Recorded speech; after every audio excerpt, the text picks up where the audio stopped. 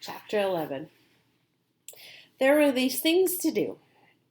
He transferred all the eggs from the small beach into the shelter, reburying them near his sleeping area. It took all his will to keep from eating another one as he moved them, but he had got it done, and when they were out of sight again, it was easier.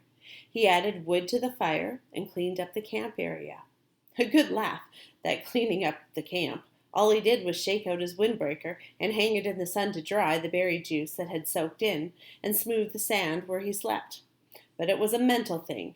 He had gotten depressed thinking about how they hadn't found him yet, and when he was busy, he had something to do till the depression seemed to leave.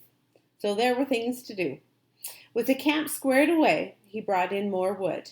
He had decided to always have enough wood on hand for 3 days, and after spending one night with the fire for a friend, for he knew what a staggering amount of wood it would take, he worked all through the morning at the wood, breaking down dead limbs and breaking or chopping them into smaller pieces, storing them neatly beneath the overhang. He stopped once to take a drink at the lake, and in his reflection he saw that the swelling on his head was nearly gone. There was no pain there, so he assumed that it had taken care of itself.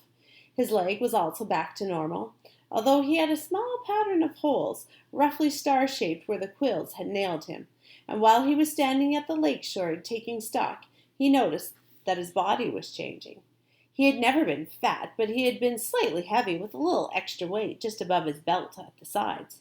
This was completely gone, and his stomach had caved in to the hunger, and the sun had cooked him past burning, so he was tanning, and with the smoke from the fire, his face was starting to look like leather. But perhaps more than his body was the change in his mind, or the way he was becoming. I'm not the same, he thought, I see. I hear differently. He did not know when the change started, but it was there. When a sound came to him now, he didn't just hear it, but he would know the sound. He would swing and look at it. A breaking twig, a movement of air, and now the sound of as if somehow he could move his mind back down the wave of the sound to the source. He could know what the sound was before he quite realized he had heard it. And when he saw something, a bird moving a wing inside a bush, or a ripple on the water, he would truly see that thing, not just notice it as he used to notice things in the city. He would see all parts of it, see the whole wing, the feathers, see the colors of the feather, see the bush, and the size and shape and color of its leaves. He would see the way the light moved with the ripples on the water, and see that the wind made the ripples, and which way the wind had blown to make the ripples move in that certain way. None of that used to be in Brian, and now it was a part of him, a changed part of him, a grown part of him. And two things, his mind and his body, had come together as well, had made a connection with each other that he didn't quite understand. When his ears heard a sound or his eyes saw a sight, his mind took control of his body. Without his thinking, he moved to face the sound or sight, moved to be ready for it, to deal with it. There was these things he needed to do.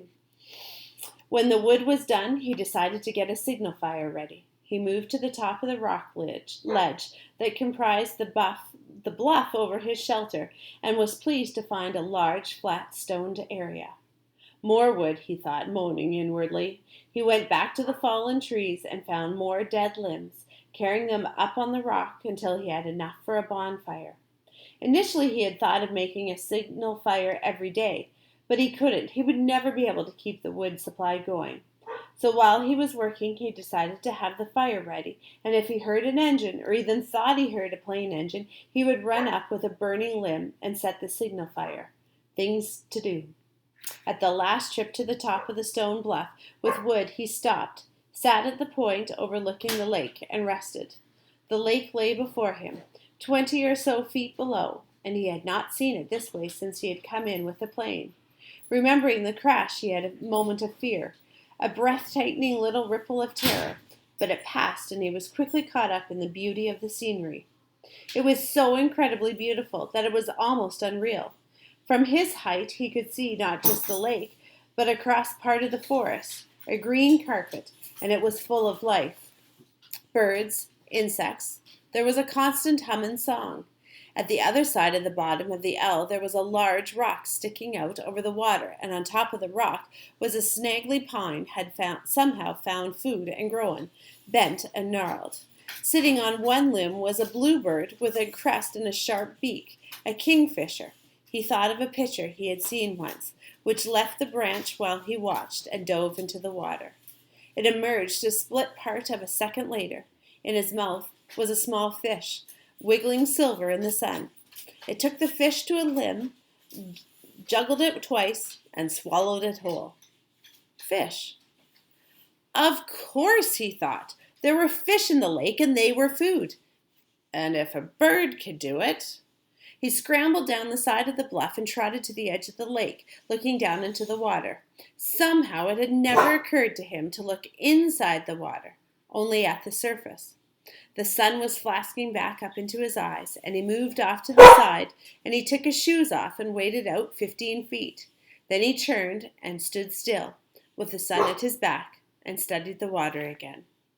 It was, he saw after a moment, literally packed with fish. Small fish swam everywhere, some narrow and long, some round, most of them 3 or 4 inches long, some a bit larger, and many smaller.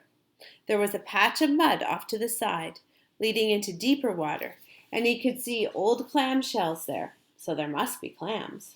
As he watched, a crayfish, looking like a tiny lobster, left one of the empty clam shells and went to another looking for something to eat, digging it with its claws. While he stood, some of the fish, roundish fish, came quite close to his legs, and he tensed, got ready, and made a wild stab at grabbing one of them. They exploded away in 100 flicks of quick light, so fast that he had no hope of catching them that way.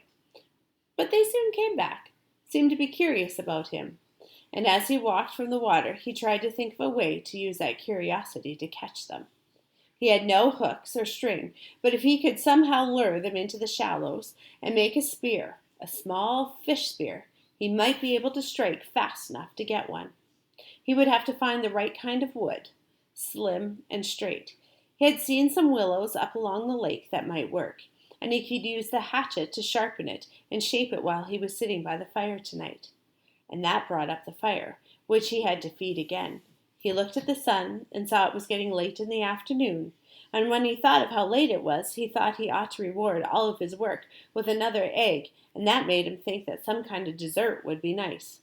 He smiled when he thought of dessert, so fancy, and he wondered if he should move up the lake and see if he could find some raspberries after he banked the fire, and while he was looking for the right wood for a spear. Spearwood, he thought, and it all rolled together, just rolled together and rolled over him. These were the things to do.